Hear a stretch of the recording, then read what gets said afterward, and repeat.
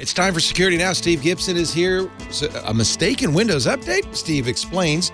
We'll also talk about LastPass. Now that more details are coming out, it's really kind of a stunning hack. Signal says ta-ta to the UK. Well, it will if the UK does something bad. And believe it or not, the NSA's security recommendations. They're pretty good. All that and more coming up next on Security Now. Podcasts you love. From people you trust. This is TWiT. This is Security Now with Steve Gibson, episode 912, recorded Tuesday, February 28th, 2023. The NSA at home. Security Now is brought to you by Collide. Collide is a device trust solution that ensures that if a device isn't secure, it can't access your apps. It's zero trust for Okta. Visit collide.com/securitynow and book a demo today. Thanks for listening to this show. As an ad-supported network, we are always looking for new partners with products and services that will benefit our qualified audience. Are you ready to grow your business? Reach out to advertise@twit.tv and launch your campaign now. It's time for Security Now, the show we cover the latest in security with the most important guy in this building right now, Mr. Steve Gibson. And he's not even in the building. Hey. GRC.com. Again? Yeah, it's good to see you. Yeah. Time once again to talk about how bad the world is. Oh, we squeaked one more episode in on this last day of February. Of course, February ended early, so that's what made it squeaky tight.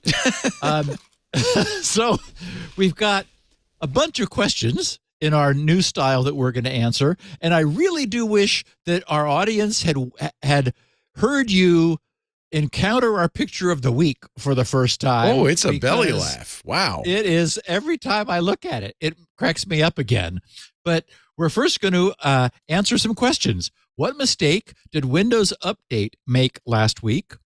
What if you don't want to paste with formatting?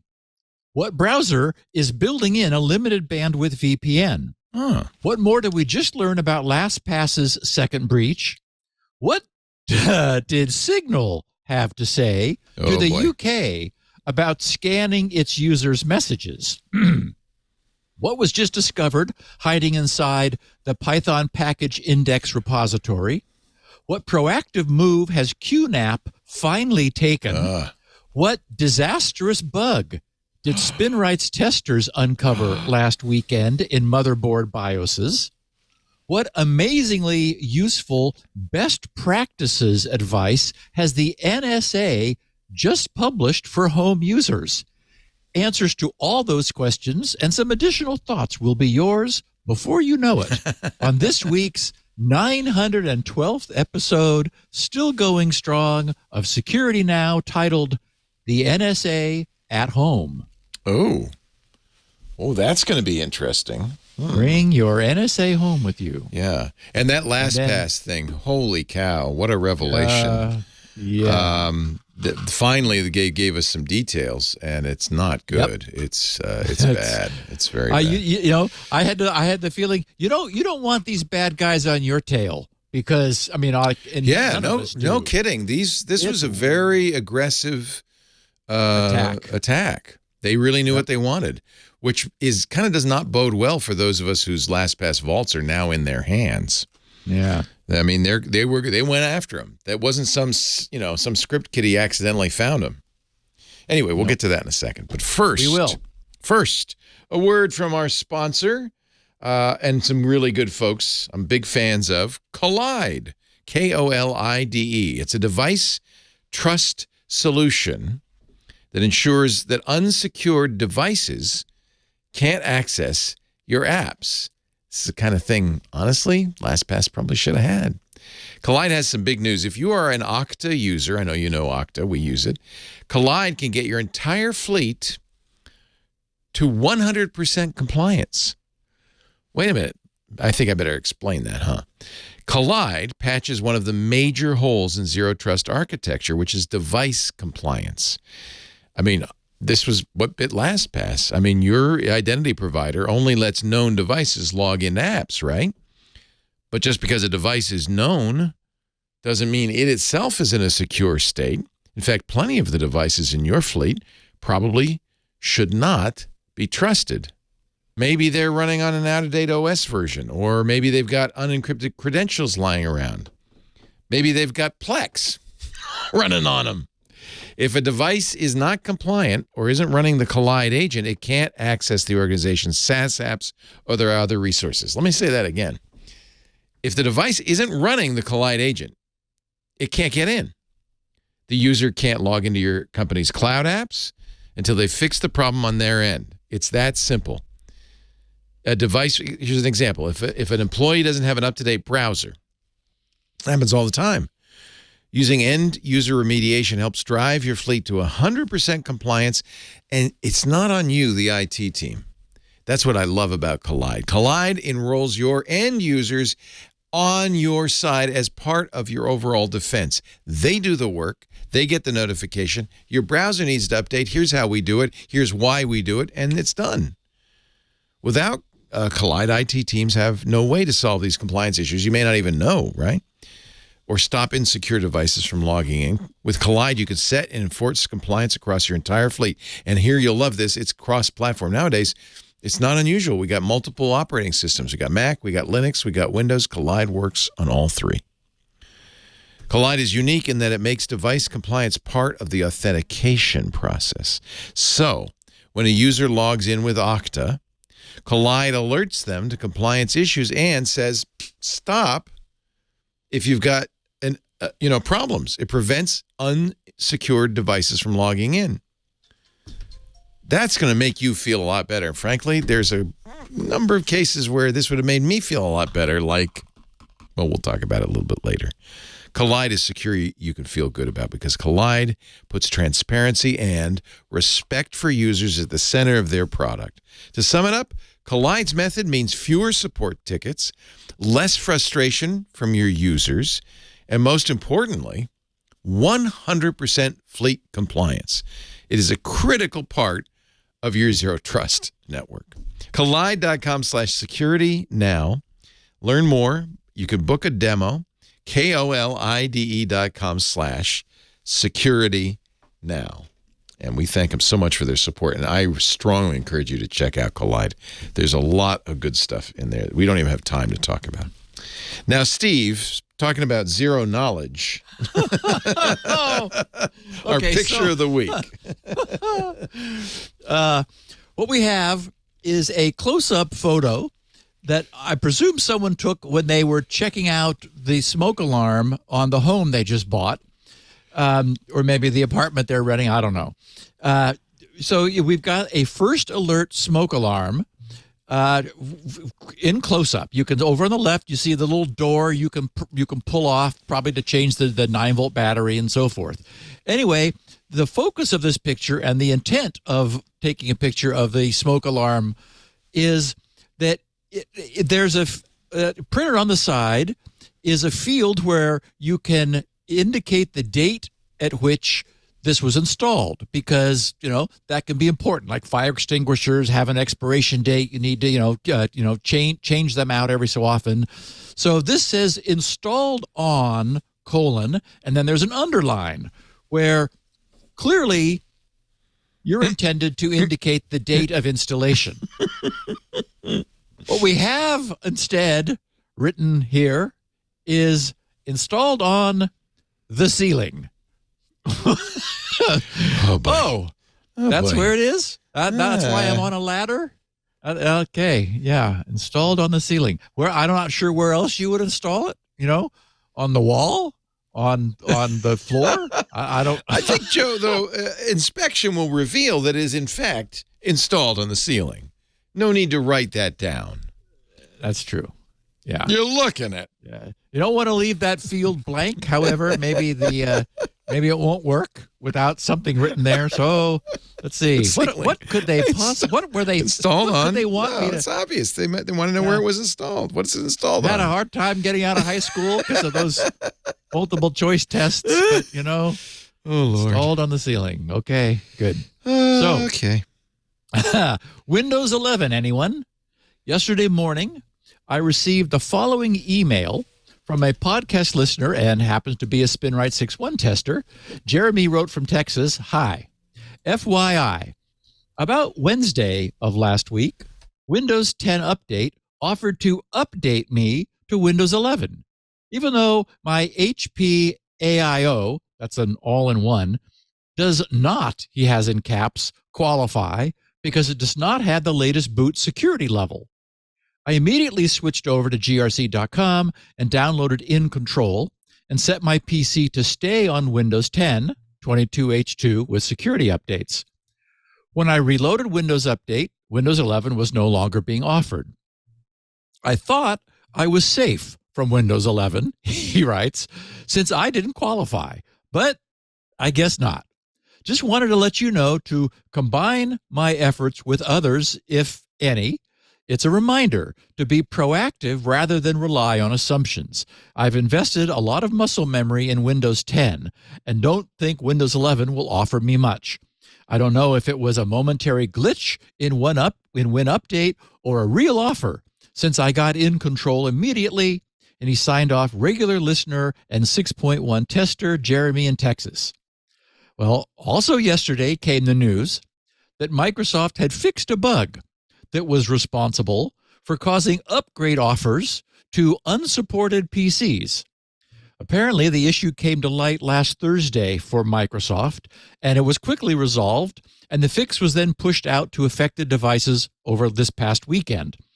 And this isn't the first time this has happened. Windows 11 22H2 was previously offered to Windows 11 insiders in the release preview channel, even when they were using ineligible devices. So it was that after Microsoft was aware of this, but before they had pushed the update, that Windows users were reporting, many more than just Jeremy in Texas, via Reddit and Twitter, that their unsupported devices were, to their surprise, suddenly being offered Windows 11 upgrades. So Microsoft confessed this, and they said some hardware ineligible Windows 10 and Windows 11 version 21H2 devices were offered an inaccurate upgrade to Windows 11. These ineligible devices did not meet the minimum requirements to run Windows 11. Devices that experienced this issue were not able to complete the upgrade installation process. So apparently, some users with Windows 10 and even some who were using Windows 11 21H2 were surprised and, I presume, delighted by this news, whereas Jeremy and I would have both been horrified by it. The impacted devices included those running Windows 11 21H2, Windows 10 21H2, and Windows 10 20H2. And as Microsoft indicated, some later portion of the upgrade process apparently recognized the mistake that had been made and aborted the upgrade.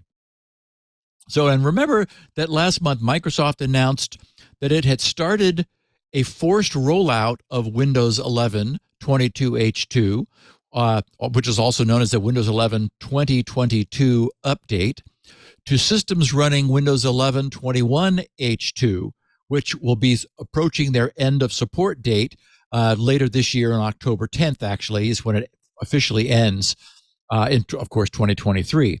And this automated feature update rollout phase came after the Windows 11 2022 update also became available for broad deployment the same day to users with ineligible devices via Windows Update. Now, as it happens, the little Windows 10 machine I use weekly for Zooming this podcast to all of our listeners and Leo and TWiT and everything, it's recently been bugging me, I think the last maybe 2 or 3 weeks, to upgrade it to Windows 11. Since, I only turn it on before the podcast and then off immediately afterward, I just say no. But there's I hadn't got a around. wonderful program from a guy named Steve Gibson called In Control. What? You don't use that, huh? Are you reading ahead? Oh, no, I'm not. Okay. I'd like to be surprised. I hadn't gotten around to running GRC's in control utility. Okay. What do you know? To tweak the registry to get Microsoft to leave me alone. Now, recall that in control is the spiritual successor to Never 10. And Leo, I still remember your laughter when you first heard that name. Never 10. That's Never right. 11 in this case. F off Microsoft. Yeah. Anyway, the expectation was that Never 10 would be all that was ever needed. Yeah. But then Microsoft decided that Windows 10 would not be the last Windows after all. But then, there was some tendency, there was, rather than I thought about creating Never 11. That's what people were asking for, but then I'd have to do Never 12 and Never 13. I wonder if they would do Windows 13. I'll bet not. Anyway, and then I have to keep changing the name. So instead, I switched to In Control, which now no longer at least has to change its name. As long as they leave this facility in place, I won't have to change it at all. So anyway, the point is that this story from Jeremy and the fact that I kept, just saying no every week finally prompted me to take action. And it worked beautifully. What do you know? Initially, it was showing the upgrade offer up at the top of the Windows Update screen.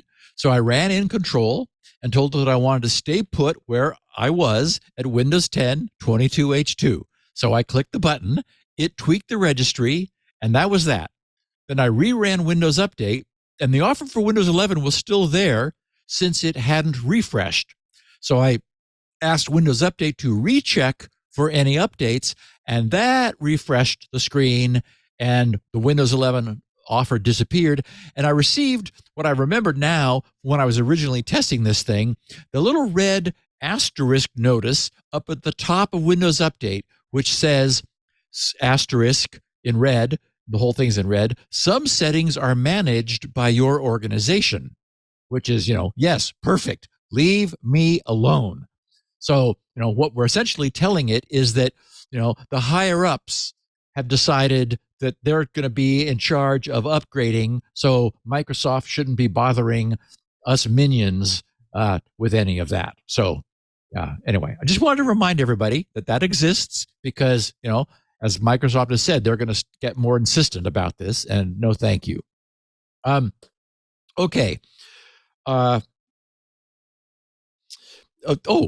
This next item is not security related at all, but some news popped up when I was looking for security stuff that I just wanted to make sure everyone was at least aware of.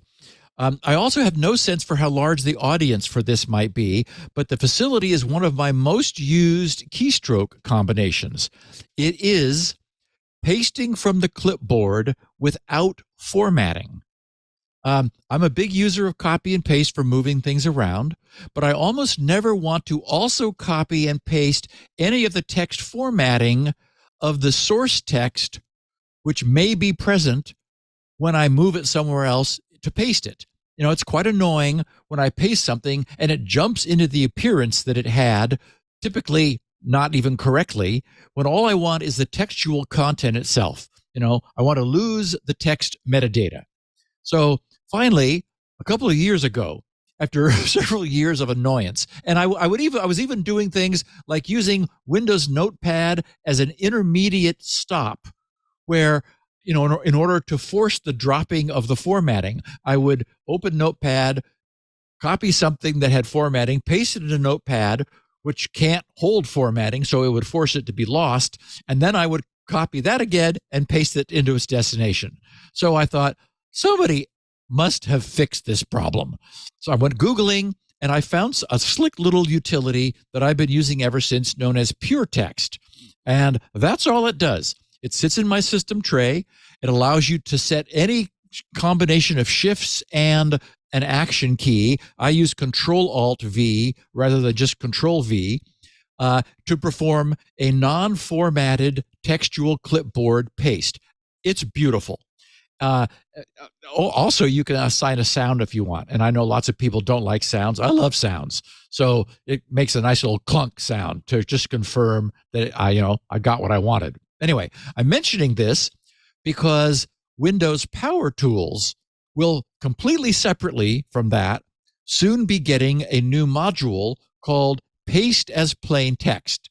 In other words, I'm not the only one, neither was the guy Steve Miller who wrote this thing, the one I'm using. As I said, I'm using pure text both on my Windows 11 and my Windows 10 machines, but Power Tools won't run under Windows 7. You got to use the Windows Store, and they won't let you do that from Windows 7. So I'll be sticking with pure text.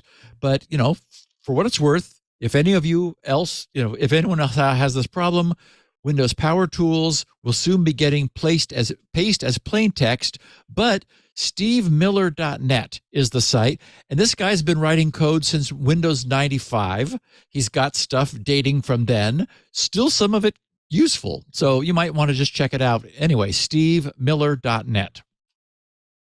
Okay. Nearly a year ago, last April, The Verge carried the news Microsoft is adding a free built-in VPN to its Edge browser with a subhead Edge Secure Network, as it's being called. Actually, now they're calling it Microsoft Edge Secure Network, will roll out, they said, as part of a security upgrade.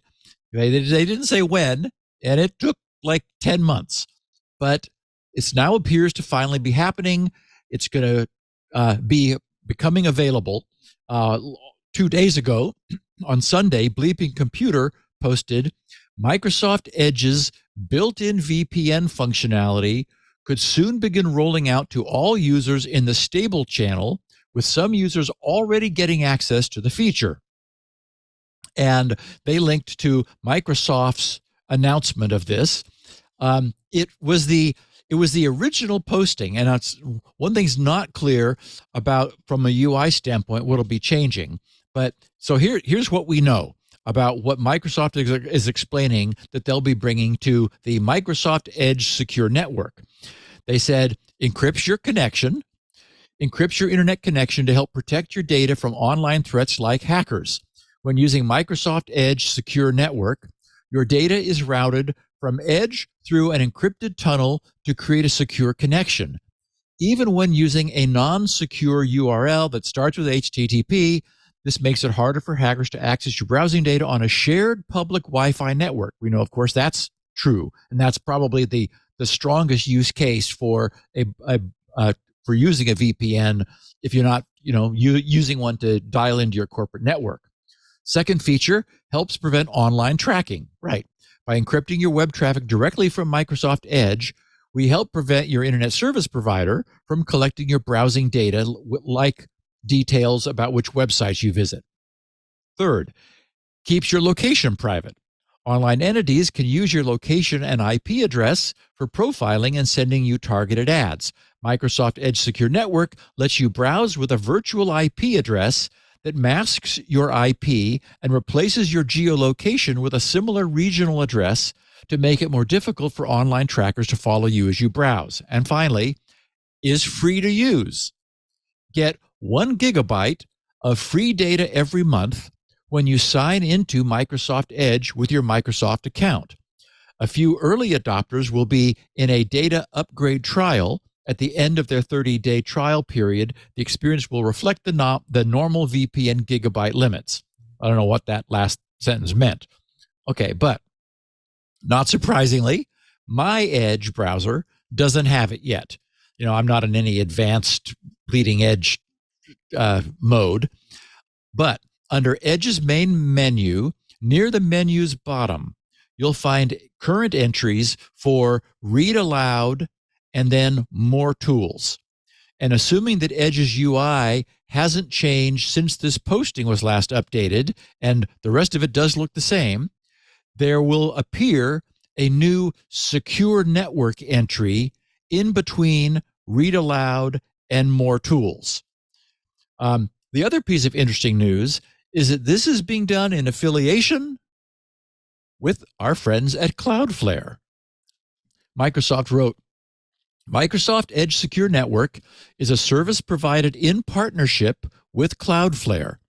Cloudflare is committed to privacy and collects a limited amount of diagnostic and support data, acting as Microsoft's data subprocessor in order to provide the services. Cloudflare permanently deletes the diagnostic and support data collected every 25 hours.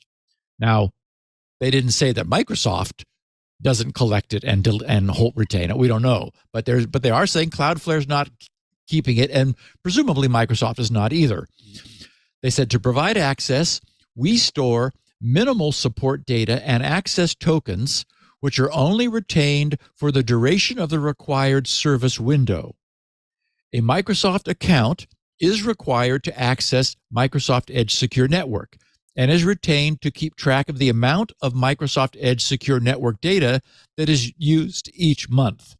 This data retention is necessary to provide 1 gigabyte of free Microsoft Edge Secure Network service and to indicate when the data limit has been reached. So I don't really have any calibration on how quickly 1 gigabyte will be consumed, but that doesn't sound like much data for a month.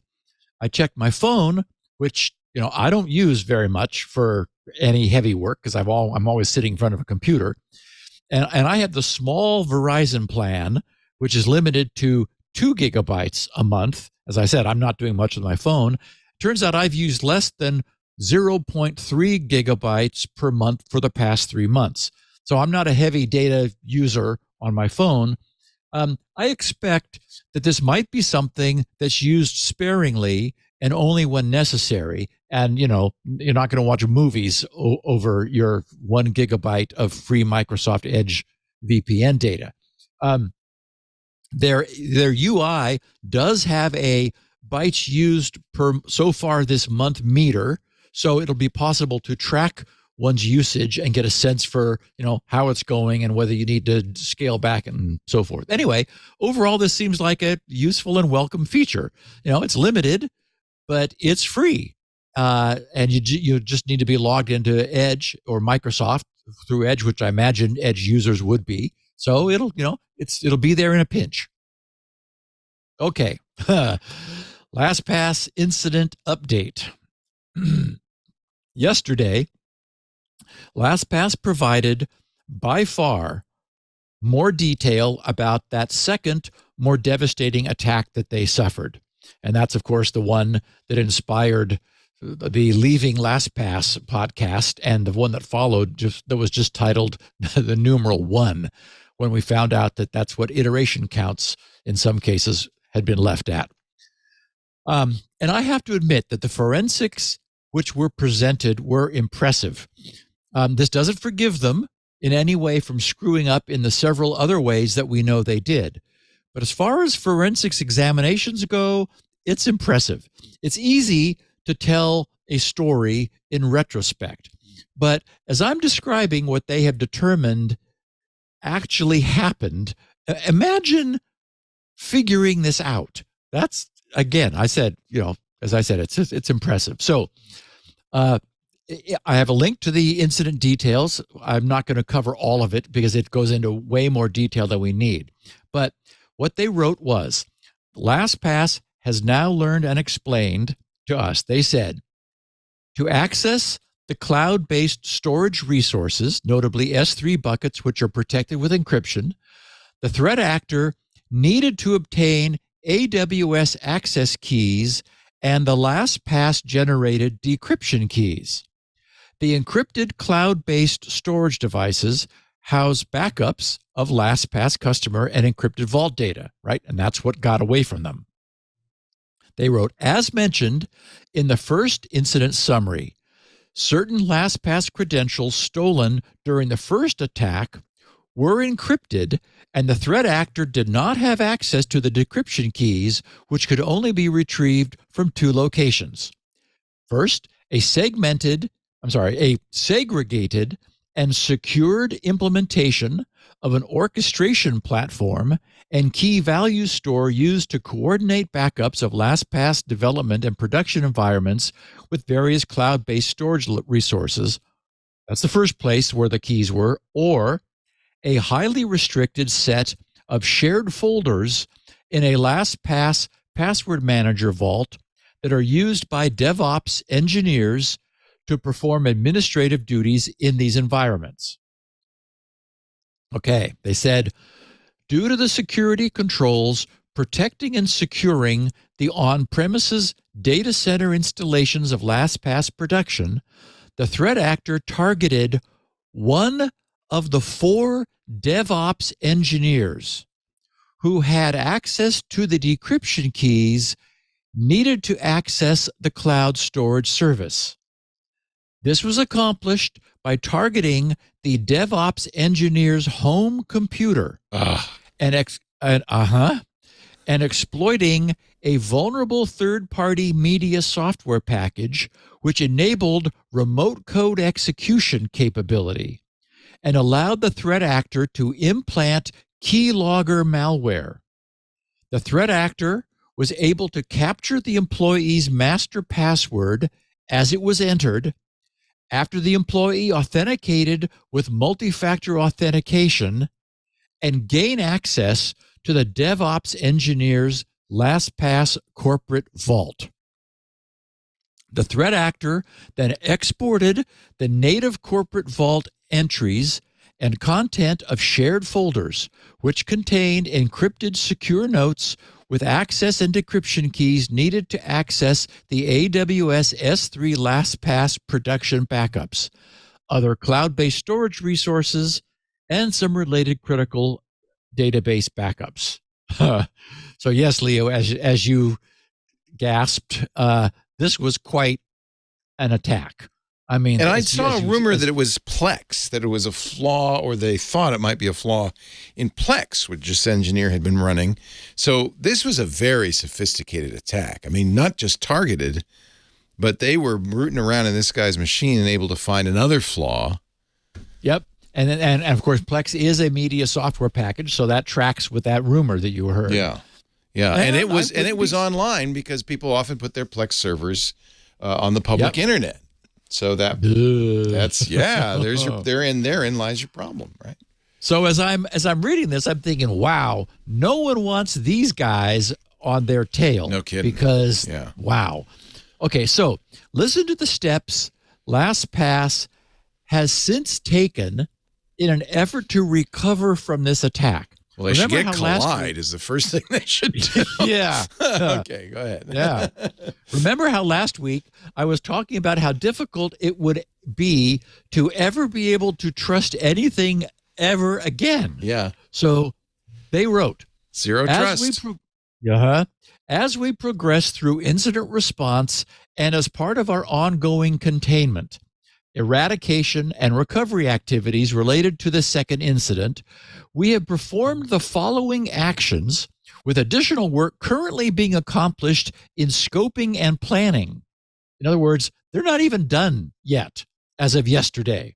So they said, with the assistance of Mandiant, we forensically imaged devices to investigate corporate and personal resources and gather evidence detailing potential threat actor activity.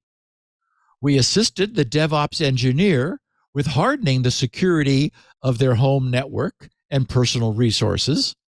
We enabled Microsoft's conditional access PIN matching multi-factor authentication using an upgrade to the Microsoft Authenticator application, which became generally available during the incident.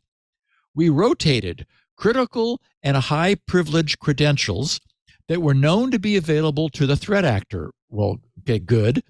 We continue to rotate. We continue to rotate the remaining lower priority items that pose no risk to our LastPass or our customers. Again, good. We began revoking and reissuing certificates obtained by the threat actor. We analyzed LastPass AWS 3 cloud storage resources and applied or started to apply additional S3 hardening measures. We put in place additional logging and alerting across the cloud storage environment with tighter IAM, that's identity and access management policies enforced. We deactivated prior development IAM users. In other words, that had not been done before. So good. We enabled a policy that prevents the creation and use of long-lived development IAM users in the new development environment. So that's good. They're changing policies and tightening security when they looked and realized, oh crap, we've got a bunch of ex development users who still have credentials here.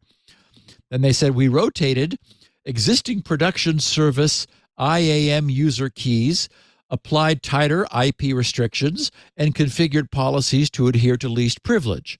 We deleted obsolete service IAM users from the development and production environments. We're enabling IAM resource tagging enforcement on accounts for both users and roles with periodic reporting on non-compliant resources. We rotated critical SAML certificates used for internal and external services.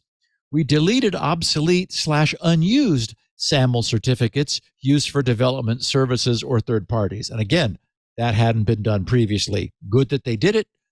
Need to make that a policy. We revised our 24/7 threat detection and response coverage with additional managed and automated services enabled to facilitate appropriate escalation. And finally, we developed and enabled custom analytics that can detect ongoing abuse of AWS resources. So, okay,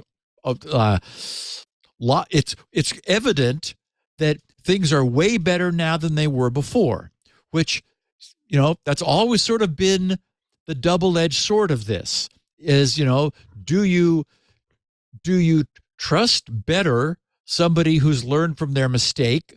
There's obviously lots of, if I may use the term, learnings here. On the other hand, they were clearly doing some things wrong by policy, and that's difficult to forgive, and that's what finally, caused us en masse to leave LastPass. Well, and also, do you want those 4 DevOps guys who have the keys to be able to bring those home? I guess you do. Now, this all because of COVID, probably, right? Yeah, and it was probably VPNing in. One of the things I noticed that I commented on here in passing is they said, we rotated existing production service user keys, applied tighter IP restrictions. If they didn't have any, then Russia could have connected to their S3 buckets, right? Right. So it makes absolute sense to allow, first of all, the IP of somebody VPNing will be the same as the corporate IP network. Right. So if you weren't VPNing, your IP would be at home, but at least you'd be in the vicinity. So, again, there's this the problem we've always had is this tendency not to want support calls, right? It's like, we don't want tech support calls. So, if we don't default to things being open, then we're going to get complaints when things don't work. Right. So we're still sort of in that mode. And also looking at this list of stuff, one of the bugaboos of evolution over time, and LastPass has been around for a long time, is that things tend to become more complicated over time. Yeah. This is usually driven by inevitably changing requirements. New systems are added to improve or to enable some new job. But the new system doesn't completely take over for the old one. So that older system needs to still stay around to do some of those few things that the newer system doesn't quite do the same. Then the requirements change again, and some customizations are required. Some glue code is created by somebody who then later quits and takes his notes and knowledge with him. Now no one wants to touch that weird box in the corner since no one's quite sure how it works. And that's the way this actually happens in the real world. And Leo, I've heard you at the beginning of some of the podcasts recently, like trying to figure out how to, I don't know what it is that's going on over there, but oh boy, I don't either. Exactly. That's what happens is, so I used to know how everything worked here. Now I know nothing. Anyone who's been working within a complex environment with many players and constant time pressure where needs are dynamically changing will probably be able to relate to this sort of mess, that winds up evolving from what was originally a simple solution. And so my point is, in the context of security, this sort of creeping, evolving complexity makes both keeping things truly secure and recovering rapidly from an incident, if one happens, much more difficult. And, it occurred to me that there really needs to be somebody who is assigned the task of stepping back from the day-to-day fray to take sort of a holistic view of an enterprise's systems and be constantly working to reintegrate the inherently disintegrating systems that just naturally form. Keeping things as simple as possible has tremendous benefits for an organization. And in a sufficiently large organization, I think it really ought to be a job title. There ought to be like a job title, like, I don't know, holistic system reintegrator or something, and he could like not shave and dress funny, and that, because that would sort of fit the title. But really, somebody who's working against these otherwise sort of natural forces of entropy, which tends to disintegrate things over time. Okay. Exactly as we predicted. 3 days ago, BBC News headlined their coverage, "Signal would walk from UK if online safety bill undermined encryption." With the subhead, "The message encrypting app Signal has said it would stop providing services in the UK if a new law undermined encryption." Signal's president, Meredith Whittaker, told the BBC that if they were forced to weaken the privacy of their messaging system under the online safety bill, the organization, quote, "would absolutely 100% walk." Of course, the government said that his proposal is not a ban on end-to-end encryption, unquote, but the bill, which was introduced by Boris Johnson, is currently going through Parliament. And as we recently covered in detail, under the revisions proposed by this new legislation, companies would be required to scan messages on encrypted apps for child sexual abuse material, language suggestive of grooming or terrorism content. WhatsApp previously told the BBC that it would also refuse to lower its security, and I put that in air quotes, for any government. In the case of WhatsApp, the question might come down to the definition of the term security, but the folks behind Signal are likely to be far more clear about that. The BBC's coverage reminds us that, the government and prominent child protection charities have long argued that encryption hinders efforts to combat online child abuse, which they say is a growing problem. The UK's Home Office said in a statement, "It is important that technology companies make every effort to ensure that their platforms do not become a breeding ground for pedophiles," unquote. The Home Office added, "The online safety bill does not represent a ban on end-to-end encryption, but makes clear that technological changes should not be implemented in a way that diminishes public safety, especially the safety of children online." Children. Think of the children. That's right. "It is not a choice between privacy or child safety. We can and we must have both," unquote. Right. We can because we say we can. Right. We're willing to go as far as to change the definitions of words in order to have both the safety of our children and total privacy for everyone, even though we may need to change the meaning of total. But just a little bit. That pesky math is so annoyingly absolute. Yes. After all, we create laws. That's what we do. Unfortunately, not the laws of nature or of mathematics. But still, this is what we want, and we're used to getting our way. So the UK's child protection charity, the NSPCC, said in reaction to Signal's announcement, quote, tech companies should be required to disrupt the abuse that is occurring at record levels on their platforms, including in private messaging and end-to-end encrypted environments, unquote. But the digital rights campaigners, on the other side, the Open Rights Group, said this highlighted how the bill threatened to undermine our right to communicate securely and privately. The Signal's Ms. Whitaker said backdoors to enable the scanning of private messages would be exploited by malignant state actors and create a way for criminals to access these systems. When asked if the online safety bill would jeopardize Signal's ability to offer a service in the UK, she told the BBC, quote, it could, and we would absolutely 100% walk away rather than ever undermine the trust that people place in us to provide a truly private means of communication. Right on. She said, we have never weakened our privacy promises, and we never will. Period. Good. Yep.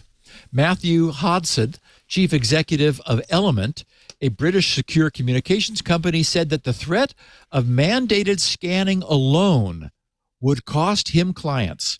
He argued that customers would assume any secure communication product that came out of the UK would necessarily have to have backdoors in order to allow for illegal content to be scanned.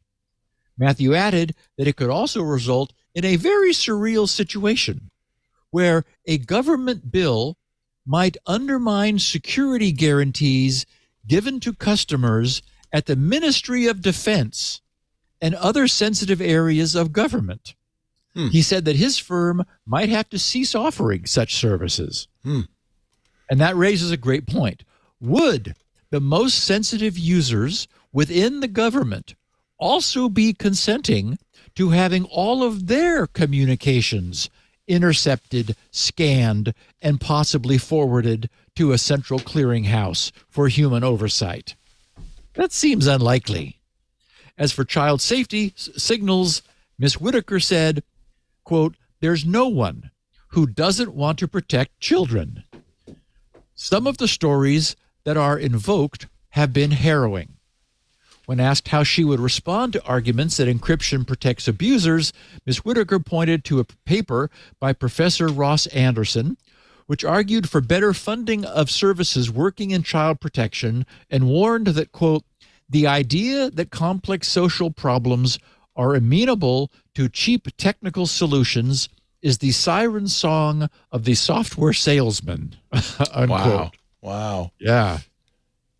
The idea that complex social problems are amenable to cheap technical solutions is the siren song of the software salesman. So there's no question that the issue of child safety is real, but terrorism content was also mentioned. And doesn't everyone also appreciate that no government, no matter how respectful of its citizens' inherent and often constitutionally guaranteed privacy rights, is comfortable with not having some capability for oversight over its citizenry when it believes that such might be needed? As I've noted of our own constitutional government in the U.S., the Constitution's guarantee for privacy is conditional. Courts are able to issue search warrants when presented with probable cause. We've been watching the approach of this slow-motion collision for years, so it's going to be very interesting to see how this all shakes out. We know that Signal and Telegram and Threema will not capitulate. There's just no way they would. But it's difficult to see how Meta's various services, Google with Android, and Apple may not be forced to go along, rather than lose access to those huge markets. Apple already demonstrated a willingness to find some compromise by performing that local fuzzy hash scanning. Of course, the backlash from that was epic. Ultimately, I think governments are probably going to win this legal battle since they're the ones who write the laws, and thus it's possible for them to delineate what behavior is legal and what is not. At that point, any use of fully secure end-to-end encrypted solutions will be outlawed, at which point, as we know, only outlaws will be using them. So download it now so you too can be an outlaw. That's right. Get your soon-to-be illegal to use software. Yeah. I do know some people actually who have purchased guns because they were worried that they were soon going to be outlawed. It's like, no, you don't have to worry about that in the U.S. Not in the U.S., baby. Okay. More PyPI troubles. Remember last week how I felt that I needed to at least mention the continuous background of ongoing attacks on open source repositories and registries. Well, last Friday, the security firm Phylum posted some news regarding the PyPI, that's the Python package index. Their posting's headline was Phylum discovers aggressive attack on PyPI attempting to deliver a Rust executable. They wrote, on the morning of February 23rd, 2023, Phylum's automated risk detection platform started lighting up with another series of strange publications on PyPI. After digging into it, we were able to link it to another smaller campaign from January last month. First, they said, we can confirm that this is an ongoing attack. As we worked on this write-up, we saw the list of packages published go from a few dozen to over 500. I know. The most recent packages appear to be getting published at around 1 every 4 to 8 seconds. So we suspect that this may continue for some time. You can look at the package publication section at the bottom of this post to see the packages we've seen. As of the publication of this post, we've already seen 1,138 malicious packages published. Anyway, they go on to explain in detail the nature of the malware. The short version is that the malicious packages connect to a Dropbox account to download and install a Rust-based malware strain. Phylum says the attacker appears to be the same group that was previously spotted by Fortinet and Reversing Labs the week before in a separate, smaller campaign. Now, as I was saying last week when we talked about this, our open source repositories are now under more or less constant attack. And Leo, as you commented last week, the industry, needs to come up with some solution to the poisoning of our open repositories.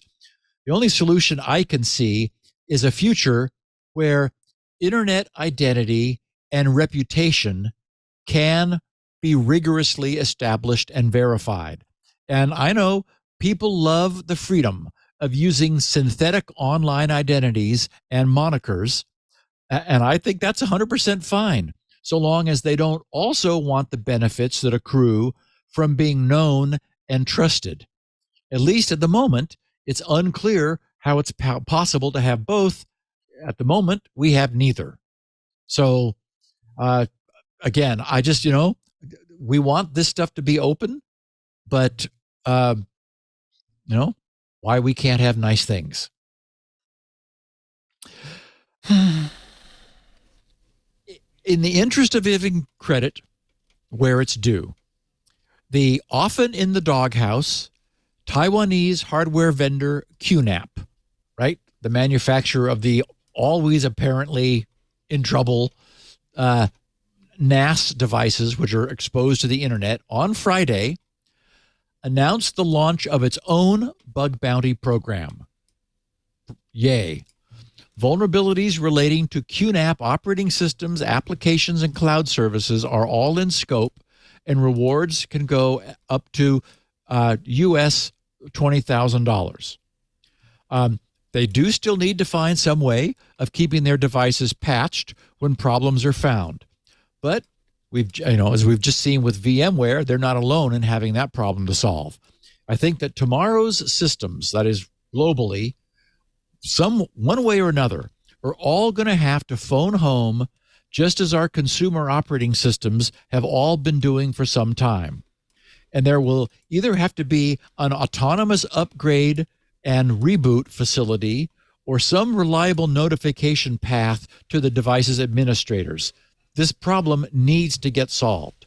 But finding and fixing those problems comes first. And QNAP's bounty, while not huge, is a clear step in the right direction. And Leo, let's talk about the club for a minute. Then I'm going to tell. I can tell.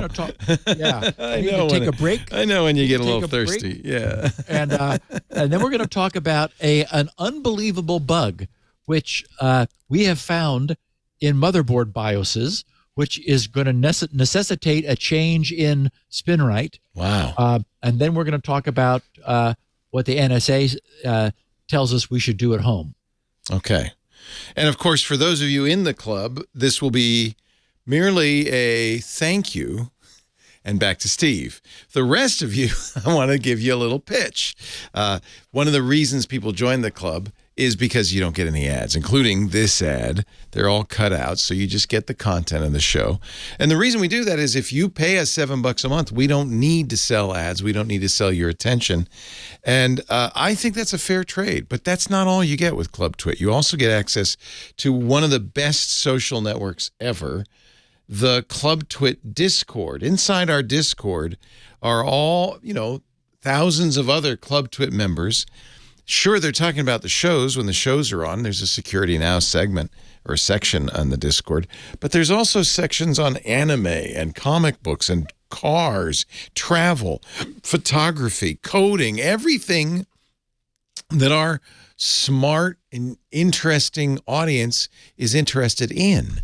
And so it turns out hanging out in the Discord is a 24/7 thing. I mean, it's just so much fun. Okay, you can sleep. So, let's make it 16/7. How about that? But it's still a really great place to hang. You get that too. So ad-free, you get the Discord. You get events too in the Discord that aren't anywhere else. For instance, we have shows that like the boy, it's really blown up big. Let me see if I can make this smaller so you can see it. We have in the Discord we have shows that we don't put out as podcasts. For instance, here's the.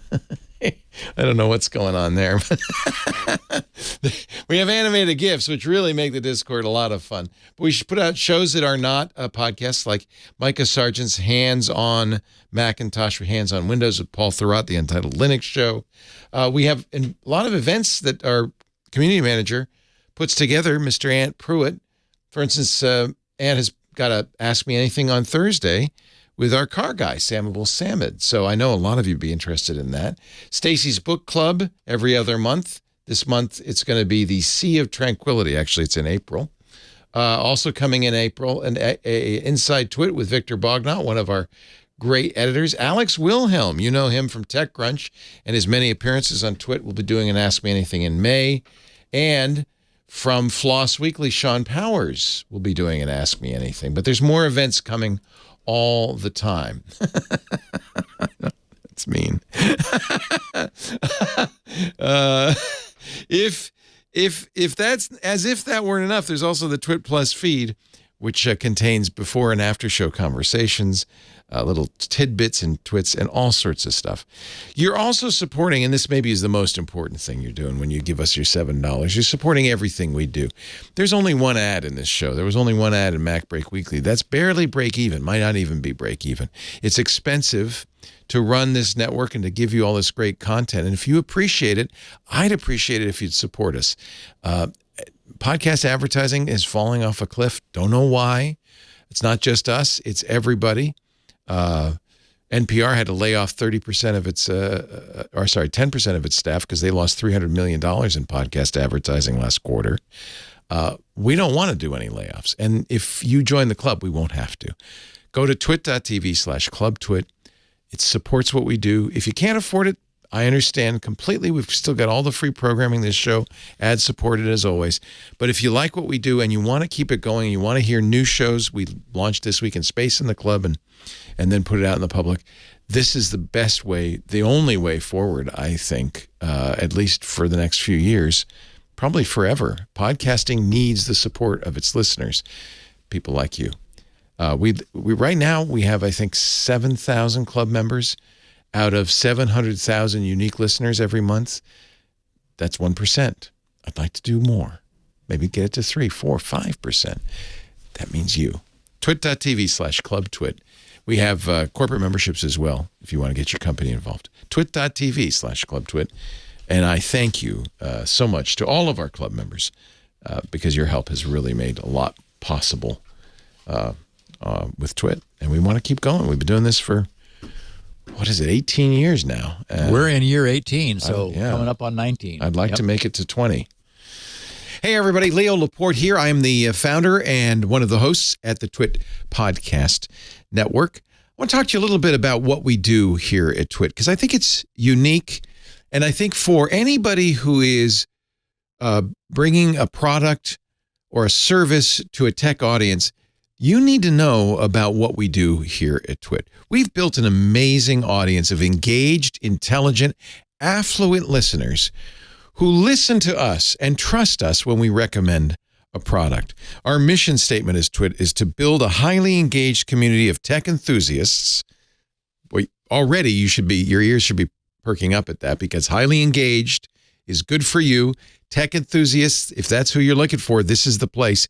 We do it by offering them the knowledge they need to understand and use technology in today's world. And I hear from our audience all the time, part of that knowledge comes from our advertisers. We are very careful. We pick advertisers with great products, great services, with integrity, and introduce them to our audience with authenticity and genuine enthusiasm. And that makes our host-read ads different from anything else you can buy. We are literally bringing you to the attention of our audience and giving you a big, fat endorsement. We like to create partnerships with trusted brands who are in it for the long run, long-term partners that want to grow with us. And we have so many great success stories. Tim Broom, who founded IT Pro TV in 2013, started advertising with us on day one, has been with us ever since. He said, quote, "We would not be where we are today without the TWiT network." I think the proof is in the pudding.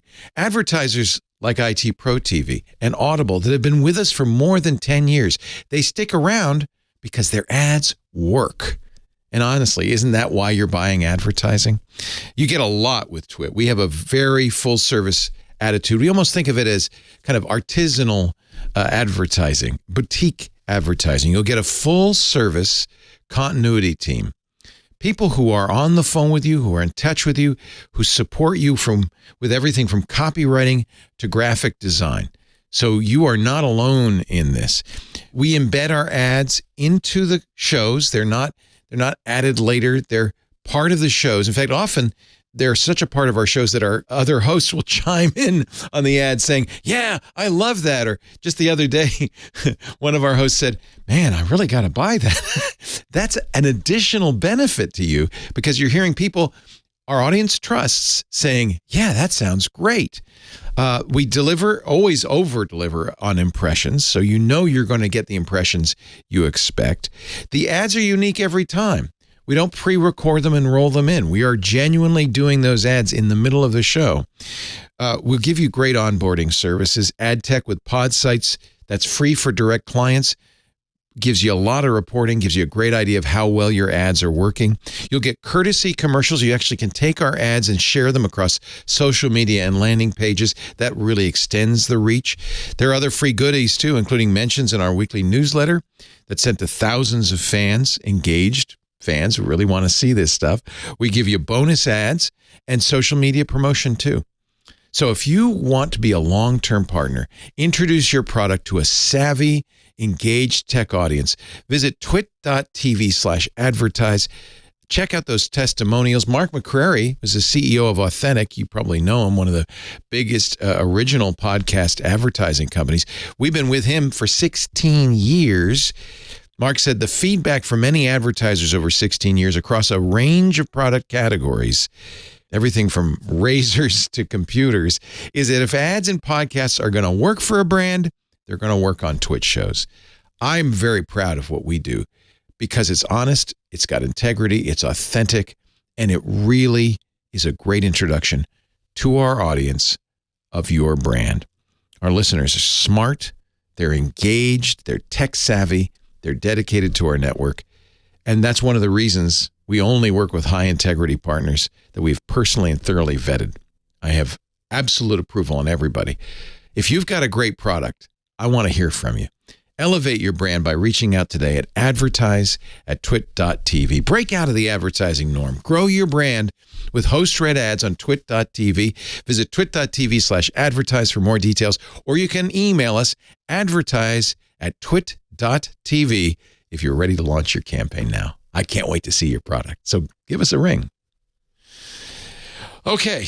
Somebody's got to pay for Steve's hydration. Go right ahead. I haven't talked about SpinRite at all for several weeks because I didn't have any significant news to share. But as a result of the work and discoveries over the past week, I have news today, which will more than make up for my previous week's silence. A major discovery, which had been stymieing the project for weeks, has been solved. For the past many weeks, I've been tracking down, as I have mentioned, last time I talked about SpinRite, various sources of SpinRite crashes. I've discovered various sorts of misbehavior from DOS and motherboard BIOSes. They've been altering values in registers that they assume, wrongly, that others won't be using. You know, that's against every rule of good citizenship. You always put things back the way you found it when you're done using them. But in this cases, these things weren't. The only way I can explain this behavior is that they're using, for example, the upper half of 32-bit registers, figuring that in a 16-bit environment, no 16-bit app would notice. But SpinRite is now largely 32-bit code, and it makes constant use of all of those extra 32-bit resources. And in other cases, they're just not bothering to preserve any part of a register. So a lot of the work I've been doing recently has been defensive computing. Someone suggested that term in our development group, and I thought, well, maybe survival computing is the better term, because I have to do it in order to keep SpinRite running. So SpinRite already works without trouble for nearly everyone, but for those for whom it does not work, they have my attention because I'm never sure whose fault the problem is, and I need to at least determine that. Is it something I'm doing that I need to fix, or is it something outside of my control? And there's no reason SpinRite shouldn't be able to protect itself from anything that a system might throw at it. Although that was recently challenged. One Canadian SpinRite tester, Andre, was able to get SpinRite to crash for him reliably. He had a system with a couple of internal drives and a 160 gigabyte USB drive connected. The USB drive was being marked red by SpinRite, which is a new feature. There's a whole, SpinRite 6 users they'll recognize it, but boy, the last several years have really changed SpinRite moving it from 6 to 6.1. Anyway, the USB drive he had was being marked red, meaning that during its initial appraisal of the drive, SpinRite had found something that wasn't right. That's something that we've been seeing with drives that are quite near death.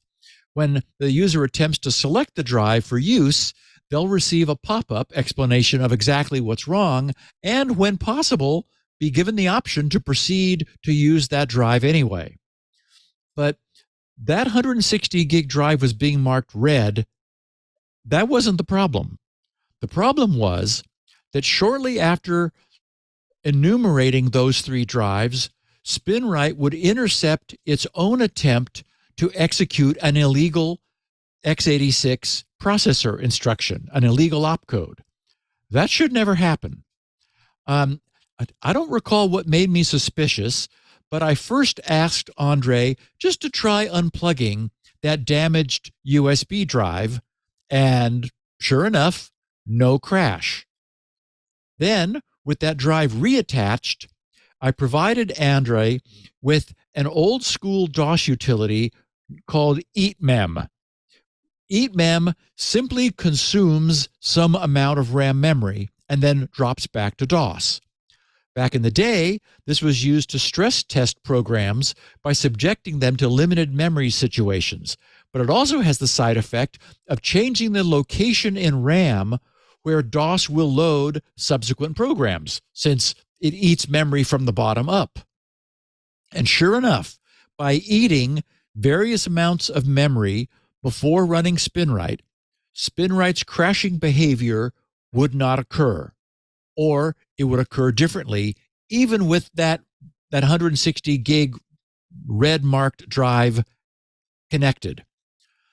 Around the same time, one of our SpinRite testing participants, a guy named Paul Farrer, who also knows how to write DOS programs, was experimenting on his own with a similar crash that he and another user were both seeing.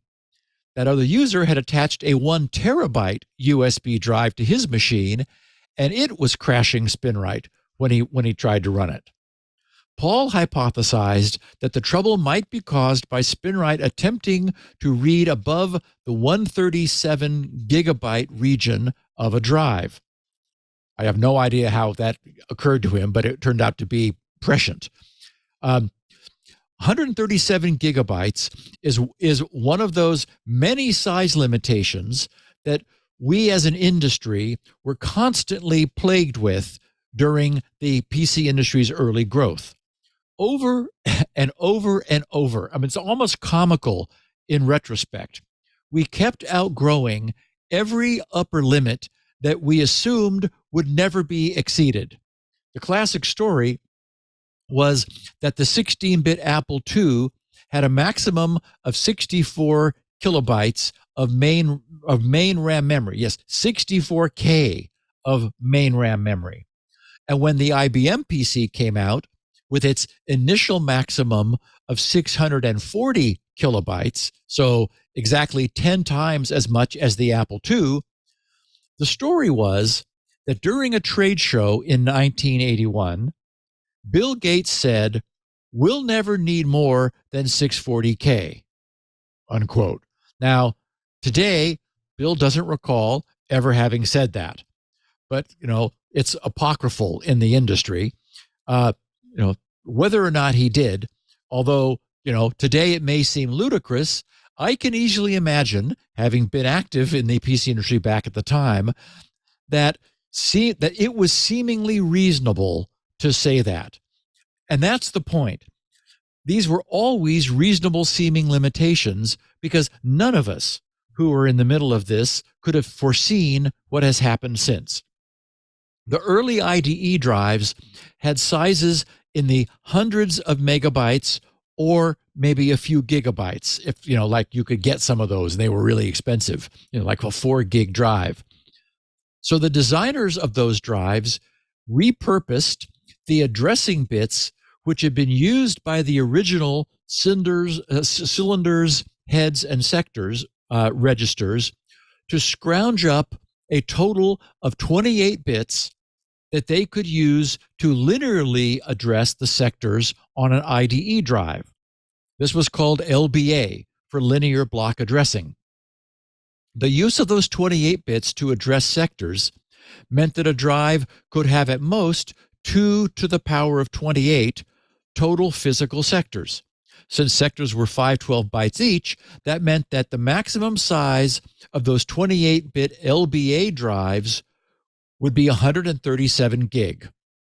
But, back then, 137 gigabytes, no one would ever be able to create a drive that large, let alone have that much data that needed to be stored. I mean, come on. That's 137 billion with a B. Whoops. So Paul's intuition was that SpinRite's code was somehow being corrupted when it attempted to access sectors at the end of the drive, if a drive was larger than 137 gig, like that 160 gigabyte drive that Andre had was. And accessing sectors at the end of the drive is one of the things that SpinRite does when it's sizing up a drive before listing it for use by its user. So Paul and I each independently wrote testing utilities to better understand what was going on. And what we discovered over this past weekend was a bit astonishing. I ended up writing 2 utilities. The first one was called BIOS Test.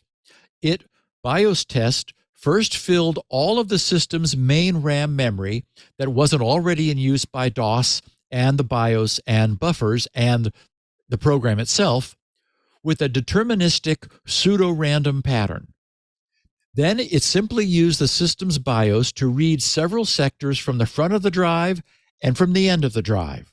After each test read, it would rescan all of main memory looking for the first mismatching of data. It was looking to see whether reading any sector from a drive through the BIOS would cause the BIOS to alter main memory. And sure enough, after reading the last sectors of larger than 137 gigabyte USB drives on some motherboards, it found main memory mismatches. Reading sectors from the front of the drives never caused any problems, but reading any sectors whose linear address had more than 28 bits would actually damage the data stored in main memory. The USB support in those BIOSes was seriously buggy. During what SpinRite calls drive discovery and enumeration, it goes out to the very end of every drive it can locate to perform reading and writing confirmation and confidence testing. It's safest to do that out there, out at the end, because the very ends of drives are usually empty and don't contain any user data. In fact, partitions don't tend to go all the way out to the end. They have like a shorter wrap factor to be aligned. But when SpinRite was doing that on USB connected drives on motherboards with those broken USB BIOSes, bugs in the BIOS were blasting SpinRite's code, which was then causing it to crash. Whereas BIOS Test checked a few sectors at the front and back of every BIOS drive, the second utility I wrote, BIOS Scan, read every sector of a user-specified BIOS drive. It also filled memory with a pseudo-random test pattern. Then it would scan the entire drive from front to back while rescanning main memory. Anyway, I have a bunch more of this story in the show notes. I've taken up enough of everyone's time. We found a bad bug that some BIOSes have, which occurs when an attempt to read the end of drives larger than 137 gigabytes happens. So we've fixed the problem. We're going to clamp SpinRite's access at 137 gigabytes for USB connected drives until we get to SpinRite 7, because it is not safe for SpinRite to go any further than that. There's no reliable way to test whether a BIOS is buggy or not. They're scattered around the SpinRite users that we have, and this is, even though it's a large bunch of users, it's a small sample size. So we're going to get SpinRite 6.1 finished. It's, one less source of crashing now exists, and the first thing I'm adding to SpinRite 7 is native support for USB host controllers, which will then release this temporary limit on USB drive size and also dramatically speed up the SpinRite's ability to use USB drives in the same way that it has sped up SATA and parallel drives, running them now like at their absolute maximum speed they're able to function.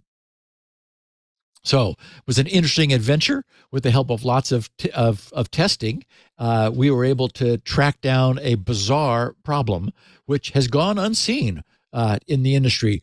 One person did find some reference to a boot manager saying that you should use it at the beginning of drives or not on drives larger than this 137 gig because of some bugs that were in BIOSes, but it certainly hasn't been widely known. I did want to mention an interesting programmer-oriented Humble book bundle. We've talked about those in the past, and in fact, I found that because it's got a crazy long URL, I assigned it one of GRC's shortcuts, and I decided to use the shortcut bundle, BUNDLE, which had been taken. I used it before in 2021 on a different Humble bundle, so we're reusing the same shortcut. It's an 18-book Humble bundle of programmer-related books. So anyway, take a look at it. There's a bunch of programming books by Randall Hyde, who's legendary in programming circles, and a bunch more. So grc.com/bundle, BUNDLE, if you are interested. And they're as Leo and I were talking about this before we began recording. They're not absolutely amazing books, but they're the 18 of them. You pay what you want for them. The money goes to support the EFF, and I can there are some good ones in the collection, as is often the case. Just Think Like a Programmer is a classic, and it's got that. Yes. Yeah, and it's got that assembly language book too, which you like. And this, yes, if you want to learn Clojure, everybody loves this book. Although I think this is online for free. This is all No Starch Press. They do great stuff. I really love No Starch Press's stuff. I have a lot of their books. Yep, grc.sc/bundle. Okay, so surprisingly, the NSA has offered some home security best practices advice. Last Wednesday, the National Security Agency, our NSA, published an attractive and end-user accessible 9-page PDF loaded with tips for helping to secure a home network environment. And Leo, it's our shortcut of the week. So if you want to scroll through it on the screen while I'm talking about it, grc.sc/912. grc.sc/912. Anyway, it is really good. And I want to share and comment on some of what the NSA has suggested. Our longtime listeners will feel right at home, so to speak, with everything that the NSA wrote. They led off with 3 major key points. Upgrade and update all equipment and software regularly, including routing devices. Exercise secure habits by backing up your data and disconnecting devices when connections are not needed. And limit administration to the internal network only. These 3 points are actually pulled out of the larger piece, but clearly keep your stuff up to date, do secure things, and do not open anything to remote administration. They also said, and I thought this was interesting, IoT devices on a home network are often overlooked, but also require updates. Enable automatic update functionality when available. If automatic updates are not available, download and install patches and updates from a trusted vendor on a monthly basis. So it's interesting that the NSA, they too see the threat posed by our out-of-date or defective IoT devices. Of course, the question is, often, who are you going to call to update some random IoT light switch or wall plug? But moving forward, it would be good to see future devices based on open standards and platforms, and for there to be some sort of certification systems in place. We have a long way to go, but such work is underway. Okay, and this one was interesting. They wrote, your internet service provider may provide a modem/router as part of your service contract.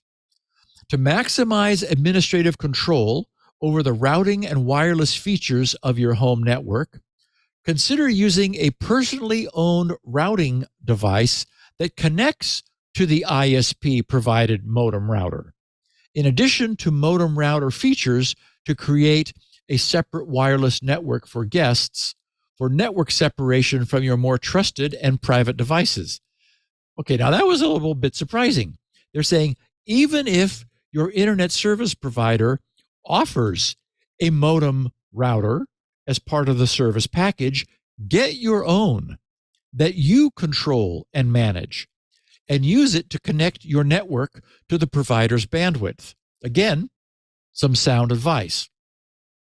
And on router guidance, they say, your router is the gateway to your home network. Without proper security and patching, it is more likely to be compromised, which can lead to the compromise of other devices on your network as well. To minimize vulnerabilities and improve security, the routing devices on your home network should be updated to the latest patches, preferably through automatic updates. These devices should also be replaced when they reach end of life for support.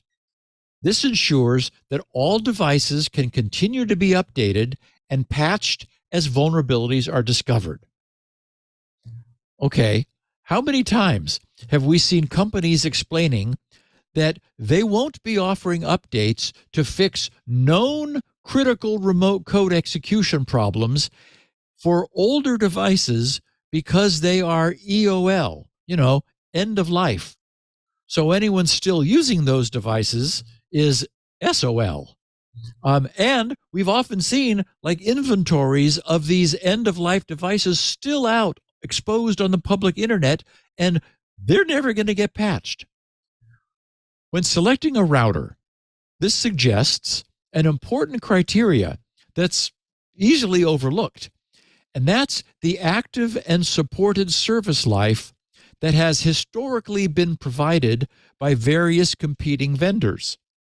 If this criteria were to become a popular advertised, selection, it would put more pressure on vendors to keep older devices supported longer. Yeah, even though it might mean reduced sales in the future due to the longevity of previous products, which were still supported and going strong. I don't know that, anybody is actually yet buying a new device to replace a working old device simply because the old device is no longer receiving updates. I don't think most people even know whether, devices are receiving updates or not. But I appreciate the NSA saying, if a device you've got is so old that it is no longer receiving updates, and if a problem were found that could never be fixed, and if you care about security, these things aren't that expensive anymore. The NSA also talked about WPA3. We briefly touched on this next generation Wi-Fi 6 and WPA3 encryption, but we haven't yet given it a deep dive, and it's probably time for us to do so. It's had a somewhat slow liftoff since the Wi-Fi Alliance's WPA certification process started back in 2018, so, between 4 and 5 years ago. But Wi-Fi 6 and WPA3 capable devices are here now, so we'll get around soon to doing a podcast. Here's what the NSA wrote. They said, to keep your wireless communications confidential, ensure your personal or ISP-provided WAP is capable of Wi-Fi Protected Access 3. If you have devices on your network that do not support WPA3, you can select WPA2/3 instead. This allows newer devices to use the more secure method while still allowing older devices to connect to the network over WPA2. When configuring WPA3 or WPA2/3, use a strong passphrase with a minimum length of 20 characters. When available, protected management frames should also be enabled for added security. Most computers and mobile devices now support WPA3 or 2. If you're planning to purchase a new device, ensure that it is WPA3 Personal certified. Change the default service set identifier, the SSID, to something unique. Do not hide the SSID, as this adds no additional security to the wireless network and may cause compatibility issues. All of that is true. I was very impressed as I was reading through this, that, the degree to which the NSA got it. So, as I said, we'll do a Wi-Fi 6 podcast soon. Seeing this next one raised an eyebrow, since everyone knows that I worry about the day a widely used IoT device goes rogue. The NSA wrote, implement wireless network segmentation. They said, leverage network segmentation on your home network to keep your wireless communications secure. At a minimum, your wireless network should be segregated between your primary Wi-Fi, guest Wi-Fi, and IoT network. Holy, you've been saying this for years, but it's interesting to hear them recommend this to normal people, because I don't think normal people know how to do this. I know. And they finish saying this segmentation keeps less secure devices from directly communicating with your more secure devices. As we know, I've been promoting multi-NIC routers, which are able to do that. And some of the more recent Wi-Fi routers are beginning to offer stronger segmentation options as well. So I would say that's something to look for when you're shopping for a new Wi-Fi router, is check out and see if it offers built-in segmentation. That will make it a lot more accessible to, average users. What do they call it? Is there a name that they give it, or? That's a good question. I think that the Asus router I'm using, it definitely has a guest Wi-Fi, but I think it has multiple guest Wi-Fis. And so you could, and you are able to keep them from talking to each other. So that would mean you could give your second guest Wi-Fi, use that for your IoT stuff. Okay. Yeah. The problem I think a lot of people will have is that they can't then use devices on their main network to control the IoT devices. And you and I and our audience probably knows how to do sophisticated firewall rules to allow that. But you have to know it. That's really, black diamond stuff, right? That's pretty advanced. Yeah. But again, it was amazing to see the NSA saying this, and our users get a little additional impetus behind that. Well, and it looks like everything in this NSA document you would agree with 100%, right? Yes, absolutely. In fact, there's something I've never recommended that I agree with that we'll get to in a second. So, what about the presence of personal assistant technologies and worries over eavesdropping? Well, not surprisingly, the NSA is not a big fan of things with microphones. Unless it's theirs. unless they're on the other end. Exactly. So they wrote, beware that home assistants and smart devices have microphones and are listening to conversations even when you are not actively engaging with the device. If compromised, the adversary can eavesdrop on conversations. Limit sensitive conversations when you're near baby monitors, audio recording toys, home assistants, and smart devices. Consider muting their microphones when not in use. Wow. For devices with cameras, laptops, monitoring devices, and toys, cover cameras when you're not using them. Disconnect internet access if a device is not commonly used, but be sure to update it when you do use it. So I got a kick out of that one. And all that security advice falls nicely under the umbrella of generally sound, if maybe a little paranoid security advice. Following that, under the topic of general security hygiene, they add, to minimize ransomware risks, backup data on external drives or portable media. Disconnect and securely store external storage when not in use. Take it offline. Minimize charging mobile devices with computers. Use the power adapter instead. Avoid connecting devices to public charging stations.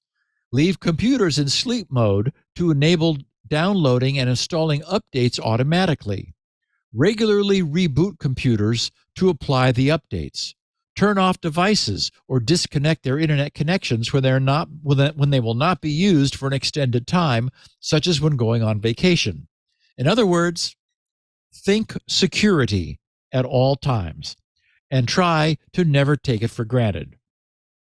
It's sort of the broader equivalent of what has happened to email, where it's no longer ever safe, unfortunately, to assume that all email is legitimate and that links can be clicked on without careful scrutiny.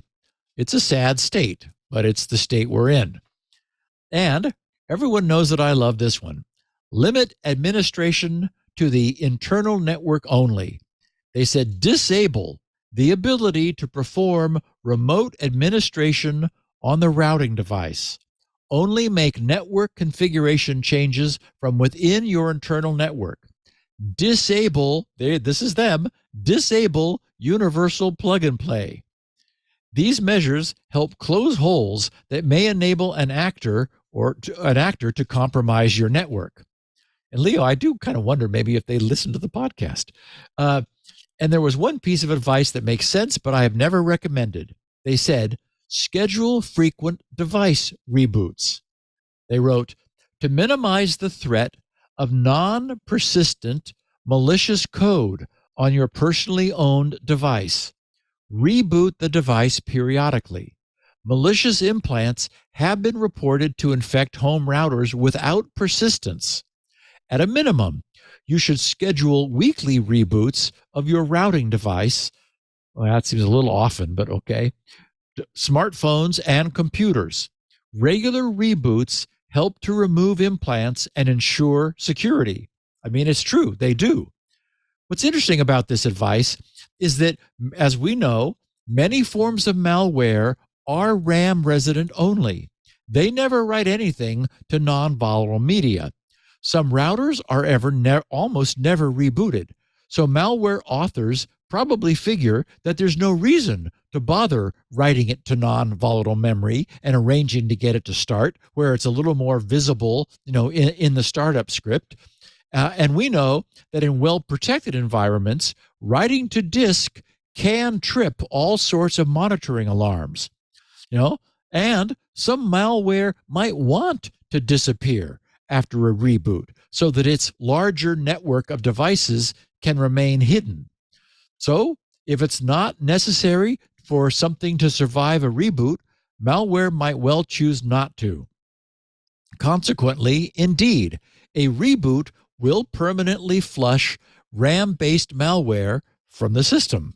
Okay, now, if the way such malware originally got into the system in the first place, and then obtained its foothold in RAM, if that's not closed off and resolved, then it might come back before long. But yeah, reboots are inherently cleansing. I think that was a great point, and it's one I've never talked about before. So, okay, those were just some of the highlights that I thought were the more interesting, a little bit surprising in some cases, and insightful. But there is much more than those in the 9-page document than what I've just shared. And the entire document is so good that I think everyone listening would benefit from it, from at least scanning and probably also by recommending it to others. It has the additional pedigree of bearing the official seal of the National Security Agency, which might help everyone's non-security now listening friends sit up a little bit and take it seriously. And as we've seen, it's far from being the typical useless piece of, say nothing bureaucratic nonsense. As friendly and useful as the document is, its line and a half wrapping around URL is not nearly as friendly. So this week's GRC shortcut is that. You can find it at grc.sc/912, since this is episode 912. And big props to the NSA for assembling something so useful and largely so actionable. If nothing else, the nature of the recommendations would help someone who doesn't live in the security realm to realize the way security conscious professionals think. And that would, probably be surprising to many people. It's like, wow, you're really that paranoid? I'm sorry. Yeah. I'm going to share this on Ask the Tech Guys. This is really, really good. It is a great document. Yeah. And I can't think of anything I would disagree with. There's some things that maybe are not easy to implement. I mean, like going around, you're going to put cover up the microphone holes on your various devices. I mean, baby monitors we know get hacked, but no device from Amazon or Google, to my knowledge, has ever been hacked. Most people are more afraid of Amazon and Google listening in, which they don't, or Siri. I think that the big three, right? You don't know of any hacks of them. exploits with them. Of course, if you had an exploit, you wouldn't tell anyone. That'd be a good nation-state exploit. I know a lot of it. It's a surprisingly large number of people that we work with, sophisticated users, will not have these devices in their homes. I have an Echo right there, a Google Assistant right there. I have Siri right here. You got it in your pocket with your phone. But they just say, no, not going to do it. Yeah. Very interesting. Great show as always, Mr. G. Steve Gibson is at grc.com, the Gibson Research Corporation. If you go there, you can get a copy of SpinRite now. Get it while it's hot. You get 6.0 today. You'll be getting 6.1 now, bug-free. Right? one fewer class of very serious bugs. That's a weird bug. Wow. Oh my God. I mean, it's blasting up to a 64K block of RAM was being changed.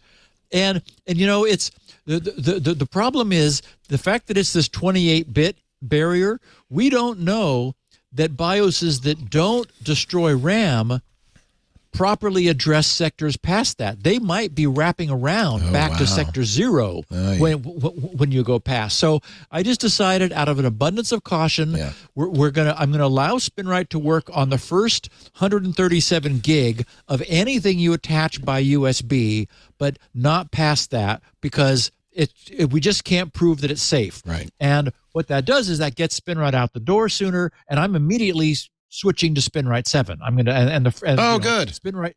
Oh yeah, I'm not taking a vacation. I'm as soon as 6.1 is done, I'm starting on 7. I'm very excited. This man is strong like ox, never stopping, constantly going forward. So good news, get 6.0 now, get 6.1 the minute it comes out, and we'll talk about 7. And I'll be working on 7. Not imminent, I don't think. You'll be hearing about it. Yeah, good. grc.com. While you're there, you, of course, can pick up a copy of the show. Steve has 2 unique versions, a 16-kilobit audio version for the bandwidth impaired, beautifully written transcripts by Elaine Ferris, so you can read along as you listen or search. That's all at grc.com. We have 64-kilobit audio and video at our site, twit.tv/SN. You can leave questions for Steve at his site, grc.com/feedback. He's also on Twitter at SGGRC, and his DMs are open, so comments and questions are fielded there as well. Don't expect a personal reply, but he might use it in the show. You can watch us do this show every Tuesday, about 1:30 to 2 p.m. Pacific. That's 4:30 p.m. to 7:30 or 6:30 p.m. Eastern Time. That's 21:30 UTC. Live.twit.tv is where the feeds are, live audio or video. That's kind of an aggregator of our YouTube and Twitch and all that. So you can pick the feed you want, audio or video. If you're watching live, chat live in our IRC. That's open to all at irc.twit.tv. You can use your browser. You don't need an IRC client. We also have, of course, our Discord for club members. They're chatting in there right now. After the fact, we have copies of the show, as I said, twit.tv/SN. There's also a dedicated YouTube channel for Security Now. But the best way to get this show probably is subscribe. Steve has an RSS feed, and I have an RSS feed. Pick one and subscribe. That way you'll get it automatically as soon as the show is ready later in the day. Thank you, Steve. Okay, my friend, I will be talking to you the first Tuesday of March. In like a lion. Wow. And it is. It's raining. Out like a lamb, we hope. I'll be actually going on a vacation at the end of March, so I'm looking forward to these days flying by. Thanks, Steve. We'll see you next time on Security Now. Okay, buddy. Bye. Do you want to hear about the latest news happening in the tech world from the people who write the articles, sometimes from the people who are actually making the news? Well, we got a show for you here at twit.tv. It's called Tech News Weekly. Me, Jason Howell, and my co-host Micah Sargent, we talk with some amazing people each and every Thursday on Tech News Weekly, and we share a little bit of our own insights in each of us bringing a story of the week. That's at twit.tv/TNW. Subscribe right now. Security.